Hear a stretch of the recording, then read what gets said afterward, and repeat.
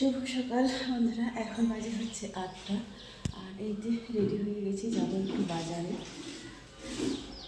মানে ঘরে খাওয়া সকালে মুড়ি শাকসবজি ঘরে কিছুই নেই, তো ভাবছি সকাল সকাল ঝাড়ু দেওয়া মাঝামাঝি মোটামুটি কমপ্লিট, তো বেরিয়ে গেলাম। চলো বাজারে যাব।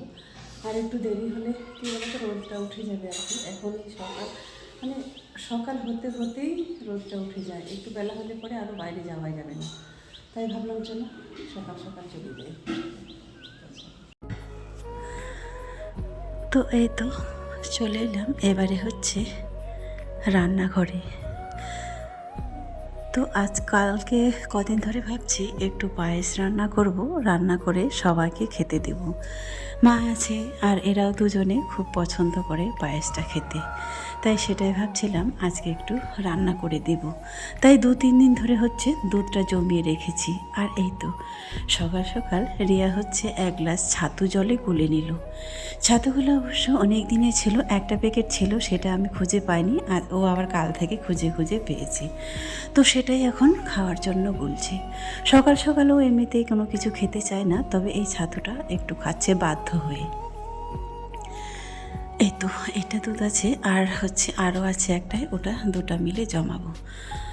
তো চলো সারাদিন সঙ্গে থাকো, পাশে থাকো, আর পুরো ব্লগটা দেখতে থাকো। অবশ্যই তোমরা বুঝতে পারবে টাইটেল আর থাম্বনেল দেখে। অবশ্যই যেটা বলতে চেয়েছিলাম সেটা অবশ্যই তোমাদেরকে বলছি। চলো, ঘুম থেকে উঠে সকাল সকাল দুধটা জাল দিয়ে দিলাম এই কারণে, একটু যদি দেরি হয় তাহলে কিন্তু দুধটা ফেটে যায়।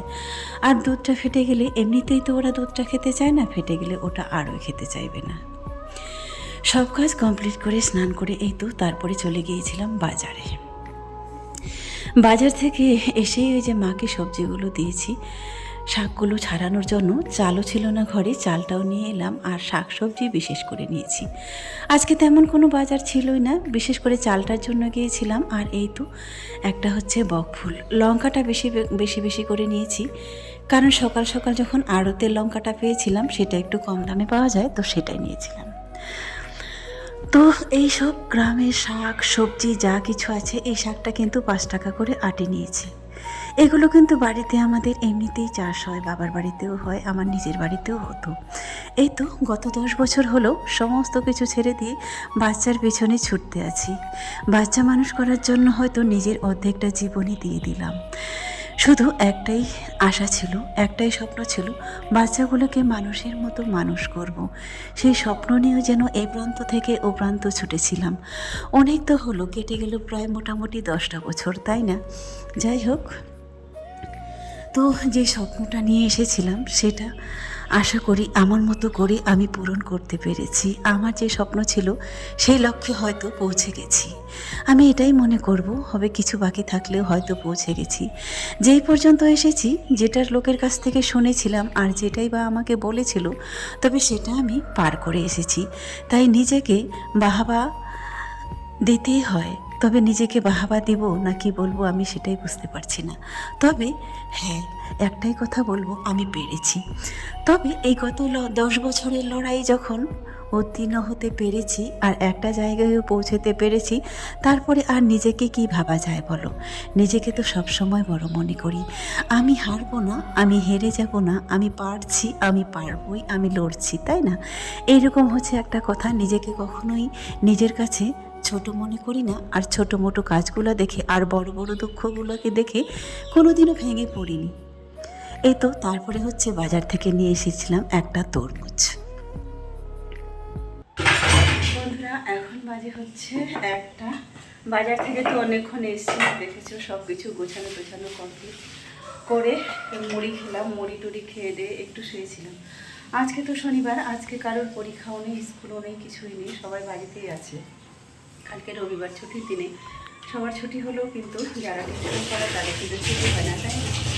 তো যাই হোক, স্কুল আছে যেহেতু ছুটি, সবাই বাড়িতে আছে। তারপরে কিন্তু একটু রান্নাটা সময় মতোই করছি। রান্নায় চলে এসেছি, তো চলো তোমাদেরকে রান্নাটা দেখাই। তাজিয়া ওদিকে পড়ছে, আর আমার তো স্নান হয়ে গেছে, স্নানটা করেই গিয়েছিলাম। এবার রান্না হলে পরে ওদেরকে স্নান করতে বলবো। তো এইভাবে তো বাচ্চার পেছনে পড়ে এই তো 10টা বছর, 10 থেকে 11টা বছর কাটিয়ে দিলাম, তাই না? তবে জানি না নিজের জীবনের হিসাবটা কেউ মেলাতে পারছে কি পারেনি, তবে সেটা বুঝি না। তবে হ্যাঁ, আমার জীবনের হিসাবটাও আমি কতটুকু মেলাতে পেরেছি সেটা আমি নিজেও বুঝতে পারিনি। তবে আমার কাছে এখন যেন মনে হচ্ছে, যাই হোক, যাদের জন্য ছুটে এসেছিলাম, যেটার লক্ষ্যে এসেছিলাম, সেই লক্ষ্যটা যেহেতু পূরণ করতেই পেরেছি, তাহলে মনে হচ্ছে আর নয়, তাই না? এবারে মনে হচ্ছে সব কিছু গুটিয়ে নিয়ে চলো এবার যাব বাড়িতে। শহরে সব কিছু স্বপ্নই যেন পূর্ণ হয়ে গেল, আর কি যে অপূর্ণ থাকলো সেটা আমার মাঝেই না হয় থাক। তাই সব কিছু বাদ দিয়ে মনে হচ্ছে এবার যেন বাড়িতে যাব, সব কিছু মিলিয়ে এসে আগের মতো আবার গুছিয়ে সেইভাবেই সব কিছু করব। হ্যাঁ, আর এই তো এদেরও তো মোটামুটি শেষের দিকে সেশন, তাই না? যাই হোক, তবে এটাই শেষ দিকে এসে বুঝতে পারলাম এবার হচ্ছে আমি বাড়িতেই ফিরে যাব, সে আগের মতো বাড়ি থেকে সব কিছু চাষবাস, গ্রাম, ঘর বাড়ি, সংসার সব কিছু নিয়ে গুছিয়ে সে আগের মতো তালে তাল মিলিয়ে চলবো, তাই না? তবে হ্যাঁ, আমি যে লক্ষ্যে এসেছিলাম সেটা যেহেতু করতে পেরেছি, আর তাদেরকে মোটামুটি একটা জায়গায় পৌঁছে দিতে পেরেছি, তারপরে আর কি করব বলো? তারপর তো আর কিচ্ছু করার নেই। বাকি জীবনটা না হয় গ্রামেই কেটে দিলাম, বাকি জীবনটা না হয় আমার বাড়িতেই থাকলাম, তাই না? সব জায়গা কখনো পাওয়া হয় না, আর সব স্বপ্ন কখনো পূর্ণ হয় না। কিছু কিছু জীবনে অপূর্ণও থেকে যায়, তাই না? সব কিছু না হয় পূর্ণতা নাই বা পেল, সেটা নিয়ে তো কোনো দুঃখ নেই, তাই না? আচ্ছা, চেষ্টা করে তো দেখেছি, চেষ্টার পরও যেটা না হয় তাহলে আর কি করার আছে বলো?